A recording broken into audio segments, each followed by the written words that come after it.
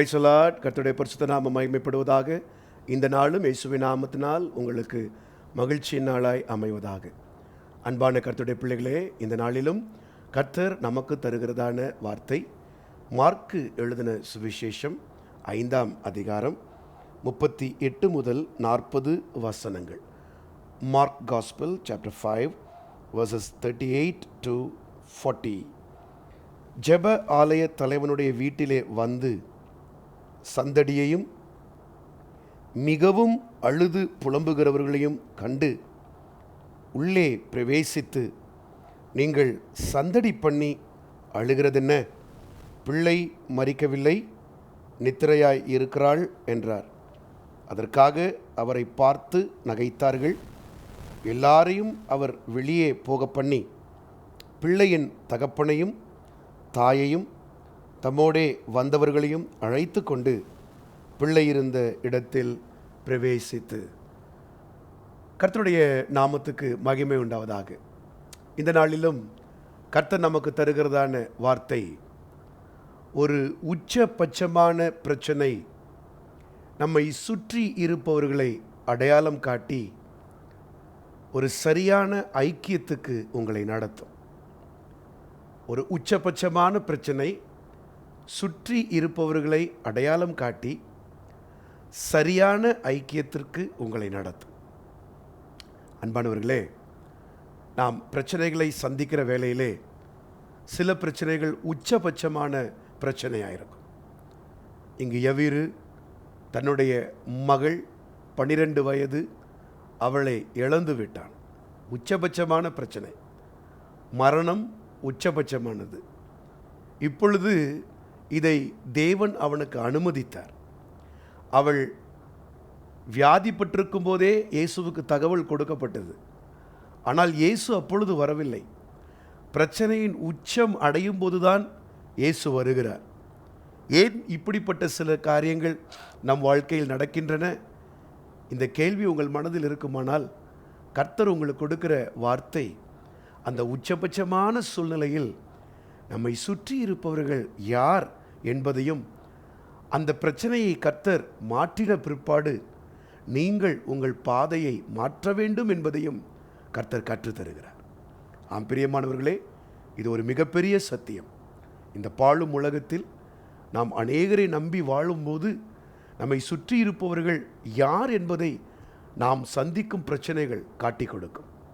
இங்கு யவீரு இயேசுவோடு கூட நிற்கும் பொழுது, அந்த வீட்டிற்குள் நுழையும் பொழுது சந்தடி பண்ணி மிகவும் அழுகிறவர்கள் என்று இந்த பகுதி சொல்லுகிறது. அப்படி என்றால் they were so concerned about Jairus அப்படின்னு நம்ம நினைக்கிறோம். அவன் மீது அவ்வளவு பரிதாபப்பட்டாங்கன்னு நம்ம நினைக்கிறோம். இதுதான் வெளிப்புறமாய் நாம் பார்க்கிற மக்கள். வெளியிலே ஜனங்கள் நடிப்பார்கள். ஆனால் இயேசு அங்கு வந்தவுடன் அவர்களோடு கூட பேசுகிறார். அவர் சொல்லுகிறார், அழாதேயுங்கள், பிள்ளை மரிக்கவில்லை, நித்திரையாய் இருக்கிறாள் என்ற அந்த இயேசுவின் வார்த்தையை கேட்டவுடனே இதுவரைக்கும் அழுது கொண்டிருந்தவர்கள் ஹான்னு சொல்லி நகைக்கிறாங்க. அவங்க இமோஷன்ஸு, உடைய உணர்வுகள் உடனடியாக மாறுகின்றன. இவைகள் எல்லாம் இயேசு யவீருவுக்கு மறைமுகமாக காட்டுகிறார். யவீரு, நீ யாரை நம்ப வேண்டும்? நீ இவ்வளவு நாட்களாய் இந்த மனிதர்களை நம்பிக்கொண்டிருந்தாயே, இவர்கள் அல்லவா உன் வீட்டோடு கூட உட்கார்ந்திருக்கிறார்கள்? இவர்கள் அல்ல, இவர்களால் ஒன்றும் நடக்கப் போவது இல்லை. இனி இவர்களை நம்பாதே. நீ நம்ப வேண்டியது யார் தெரியுமா? என்னை நம்பு. இயேசுவாகிய என்னை நம்பு. என்னோடு இருக்கிற அப்போஸ்தலர்களை நம்பு. பேதுரு, யோவான், யாக்கோபு, அவர்கள் நடிக்கிறவர்கள் அல்ல, அவர்கள் ஊக்கமாய் உனக்காக ஜெபிக்கிறவர்கள். இவர்களுடைய ஐக்கியத்தில் நீ இருக்கும்போது பிரச்சனைகளை சந்தித்தாலும் அந்த பிரச்சனைகள் உனக்கு லகுவாகும். பிரியமானவர்களே, இந்த காலை வேளையிலும் நீங்கள் சந்திக்கிறதான போராட்டத்தில், அதிகபட்சமான உபத்திரவத்தில், God is teaching you some lessons. ஆண்டவர் உங்களுக்கு நல்ல பாடங்களை கற்றுத்தருகிறார். எல்லா பரிசுத்தவான்களையும் கர்த்தர் இந்த பாதையில் நடத்துவார்.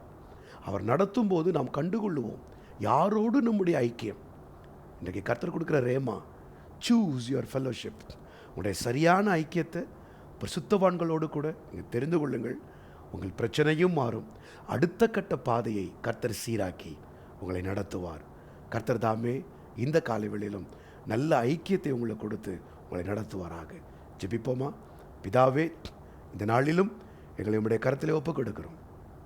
ஆண்டவரே, மனிதர்களை நம்பி, மாம்சமானவர்களை நம்பி, சூழ்நிலைகளை நம்பி ஏமாந்தவர்கள், ஏமாற்றம் அடைந்தவர்கள் இந்த வார்த்தையை கேட்டு தங்களை உயிர்ப்பித்து கொள்ள எங்கள் தேவன் உதவி செய்யுங்கப்பா. ஆண்டவரே, நீர் எங்களை நடத்துகிற ஒவ்வொரு பாதையிலும் நீர் எவ்வளவு ஆழமாய் எங்களுக்கு கற்றுக் கொடுக்கிறீர். உமக்கு கோடி கோடி கோடி கோடி ஸ்தோத்திரம்ப்பா. நீர் கற்றுக் கொடுத்ததான அந்த பாடங்களை உம்முடைய பிள்ளைகள் மறக்காதபடிக்கு இந்த வழி மாறி, இந்த பாதை மாறி ஒரு புதிய துவக்கத்திற்கு உம்முடைய பிள்ளைகளை நீர் அழைத்து செல்லுகிறீர். உமக்கு ஸ்தோத்திரம். யவீரு கற்றுக்கொண்டது போல உம்முடைய பிள்ளைகளும் இந்த நாளிலே கற்றுக்கொண்டு பரிசுத்தவான்களோடு கூட இருக்கிற ஐக்கியத்தை புதுப்பித்து கொண்டு ஜெயமாய் தங்கள் ஓட்டத்தை ஓட எங்கள் தேவன் உதவி செய்யும். துதிகன மகிமையெல்லாம் உமக்கே செலுத்துகிறோம். இயேசுவின் பொன்னான நாமத்தில் கேட்டுக்கொள்ளுகிறோம் நல்ல பிதாவே. ஆமென், ஆமென், ஆமென். God bless you.